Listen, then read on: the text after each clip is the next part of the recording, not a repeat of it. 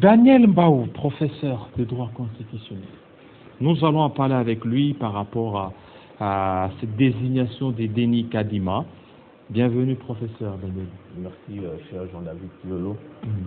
Très heureux de copartager une fois de plus ces plateaux avec vous. Voilà. Alors, la désignation de Denis Kadima, votre prédécesseur d'ailleurs a relevé beaucoup d'irrégularités par rapport à ça. D'abord au niveau de la commission dite paritaire, une commission qui devrait avoir 5 membres majorité, opposition, ça n'a pas été fait.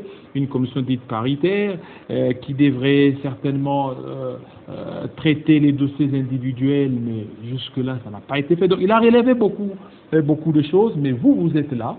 On aimerait quand même que vous donniez aussi votre point de vue par rapport à ça, jusque certainement à la désignation de Denis Kadima. Bien, merci. Je veux commencer par le début, si vous voulez bien. Okay. Parce que généralement, avant d'inférer une conclusion sur une thématique, il faut avoir posé les jalons à sage architecte. Bon, il a parlé de la procédure qui a jalonné la désignation des membres de la commission. Mais écoutez, je m'en moque, sans faire en tout cas le procès d'intention vis-à-vis de ceux qui revendiquent l'irrégularité. Il n'y a pas d'irrégularité à partir du moment où le président de l'Assemblée nationale est le seul compétent de pouvoir nommer les membres de la commission. Et on ne le dira jamais assez, les membres de la commission ont été dûment nommés dans toutes les composantes. Et le président, là, selon le règlement intérieur, certainement, un président ne peut pas être président d'une commission permanente, en même temps président d'une commission paritaire, selon ce que le règlement il a dit. Non, mais le règlement peut avoir prescrire, si vous voulez bien, des limitations ou des faits à observer scrupuleusement, mais ces choses ne peuvent se discuter qu'en plénière. Nous avions, il y a 2 jours, connu une plénière comme jamais vue par le passé. En fait, nos amis de l'opposition FCC se sont comportés comme vous avez noté, et cette attitude a frôlé le gangsterisme. Alors, en réalité, cette plénière aurait servi de cadre juridique d'échange. Et s'ils avaient des reproches à faire à la procédure telle qu'elle avait été menée jusqu'ici par le bureau de l'Assemblée nationale, ils auraient demandé ne serait-ce que la parole sur motion. Mais ils ont dit qu'à cette motion, vous ne leur donnez pas de parole. Non, pas du tout. L'Assemblée nationale est une assemblée délibérative, certes, mais depuis que le président Mbosso est là, je dois dire que cette assemblée fonctionne dans une atmosphère de démocratie et de liberté débridée. Donc, le débat est au rendez-vous. Donc, ils ont mal joué la carte politique. Si irrégularité il y avait, en fait, ça je parle de manière neutre, en toute froideur, ils seraient venus en plénière, ils auraient soutenu ou sollicité parole en guise d'émotion et présenté les termes de l'irrégularité. On aurait engagé un débat et inféré conséquemment des conclusions qui tiennent. Voilà, et parce que vous parlez, mais est-ce que vous ne voyez pas que c'est par rapport à l'instruction? Parce que le président de l'Assemblée nationale, au retour de Lubumbashi, il a reçu les instructions. C'est le chef de l'État lui-même qui a dit à VO Afrique qu'il a donné des instructions au président Mbosso. Tout ça, tous ces forcings-là n'est pas les conséquences de l'instruction du chef de l'État, alors que nous sommes dans la séparation des pouvoirs. C'est Jean-David Kilolo, mon côté défaitiste, parce que j'aime pas discuter sur des propos que je ne maîtrise pas, et sur des faits qui ne sont pas à ma portée. Dire qu'il y a eu des instructions spécifiques alors que le chef de l'État est supposé être respectueux des règles. Mais celui qui je pense que ceci ne relève que de la pire chimère. Il n'y a eu aucune instruction. L'Assemblée nationale a agi en toute indépendance, mais il faut simplement noter que nous avons pris beaucoup de temps avec nos confessions religieuses, avec les pères de l'Église, et à un moment donné, nous nous sommes dit que les jeux tels qu'ils s'est joués, donner libre cours au glissement, et pour éviter que nous tombions dans les visées glycistiques qui étaient visées glycistiques, oui, qui étaient en quelque sorte caressées par certaines parties prenantes. L'Assemblée nationale a pris ses responsabilités, parce que vous êtes sans ignorer que l'Assemblée nationale a donné des ultimatums aux confessions religieuses. Plus d'une fois, le président de l'Assemblée nationale a sommé courtoisement les confessions religieuses à devoir déposer au bureau de l'Assemblée nationale les procès-verbaux ainsi que les pièces jointes. Mais depuis tout ce temps-là, ça va faire plus de 3 mois. Nous sommes en train de tourner autour du pot au motif qu'il n'y a pas eu consensus. Alors que j'ai toujours considéré l'état de droit comme celui dans lequel la règle de droit est considérée comme la norme de référence.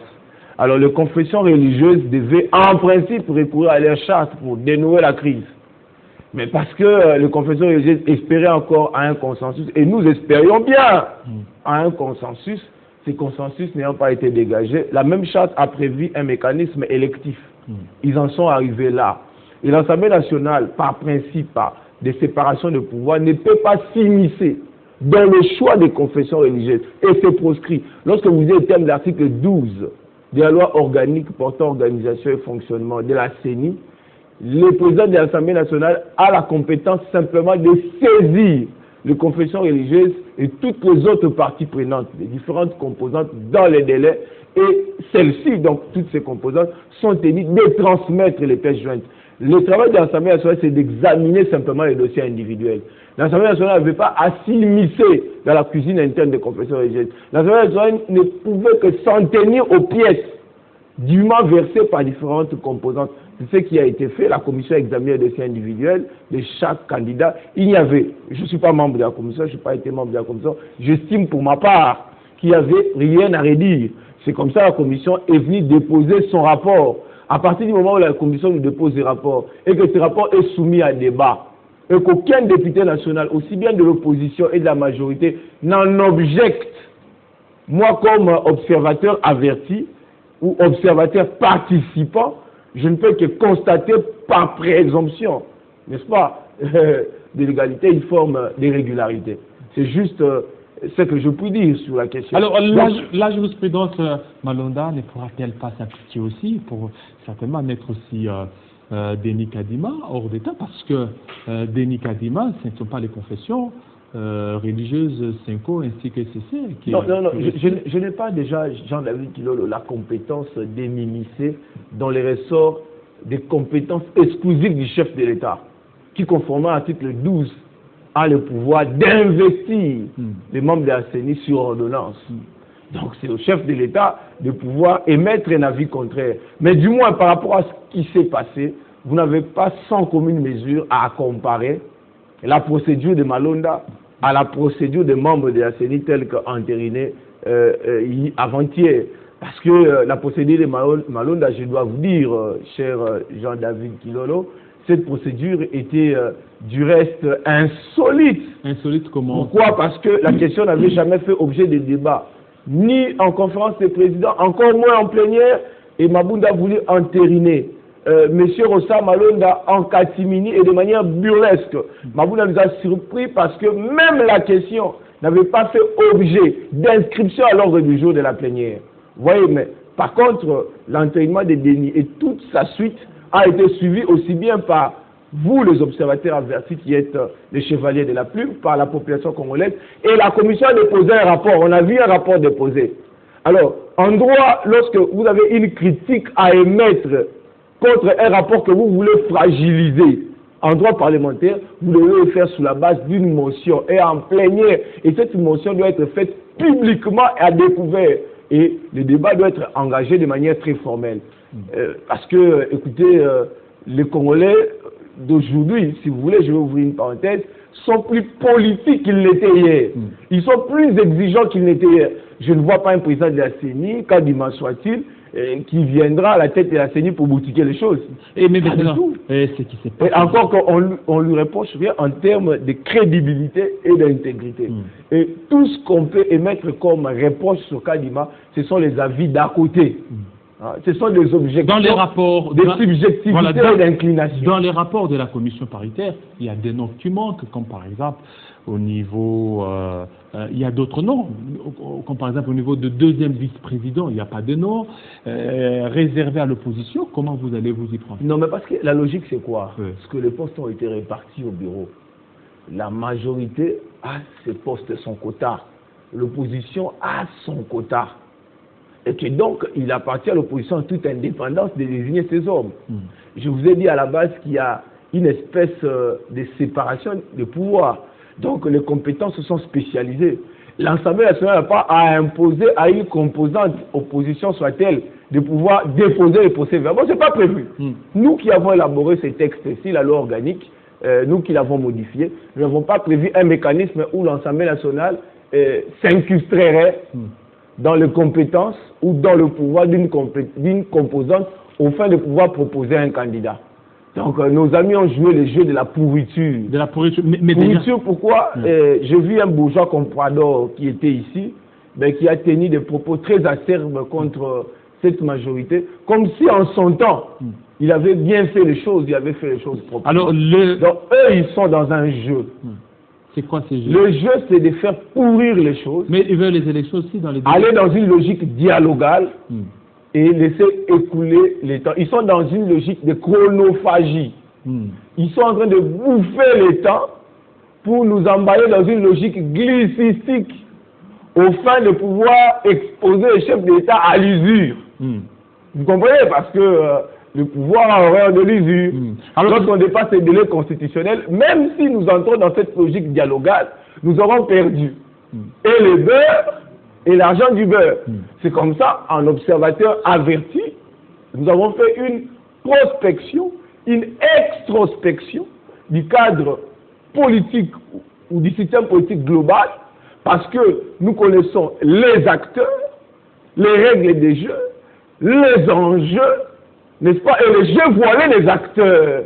Ce qui a fait que l'Assemblée nationale a décidé de ne pas nous soumettre aux caprices de quelques composantes que ce soit qui voudraient, n'est-ce pas, nous plonger dans une logique usurière. Voilà, on a vu l'ensemble qui n'a pas été tendre envers le processus de désignation de Denis Kadima. Le MLC est encore indécis. Le MLC, on ne peut pas... Non, mais il n'y a pas d'indécision. Oui. Les MLC, nous sommes légalistes et formalistes. Nous ne jouons pas un jeu de sournoiserie en politique. Alors, qui joue ça ne fonctionne pas. Bon, moi, je ne suis pas ici en train de mettre les gens à la sellette. Non, loin s'en faut. Je dis simplement que dans la composante, la grande composante politique majorité, avec 4 postes à pouvoir. Ensemble avait un poste à pouvoir. Les Caches avaient un poste à occuper. Et finalement, il y avait l'AFDCA et les FCC-UCN, barre Union Sacrée. Parce que les postes, n'est-ce pas, au niveau du bureau, devaient se répartir en fonction du poids numérique. C'est ça la logique politique. Et je pense qu'à l'intérieur du groupe, le président de la République, je pense qu'en tant que père de la nation, il est censé savoir que lorsqu'une grande composante, sous-composante comme les MLC, n'est pas représentée au bureau, il doit se passer une espèce de compensation. Et l'ensemble qui voulait quand même occuper une place de choix, comme par exemple la place du rapporteur, vous donnez ça à l'UDPS. Le rapporteur, c'est Mme Patricia Ncea, alors que le rapporteur adjoint, c'est... Je pensais qu'en venant ici, je n'avais pas reçu le mandat d'ensemble. Vous parlez au nom et pour le compte d'ensemble, ce sont nos frères. Dans une maison, il peut toujours y avoir des dissensions d'opinion. Mais le plus important, c'est de pouvoir dégager une ligne en termes de direction. Parce que la dissension aussi, c'est une expression de richesse dans une démocratie. Donc moi, je n'entre pas dans ces jeux-là. Ensemble, à quel quota, ainsi de suite.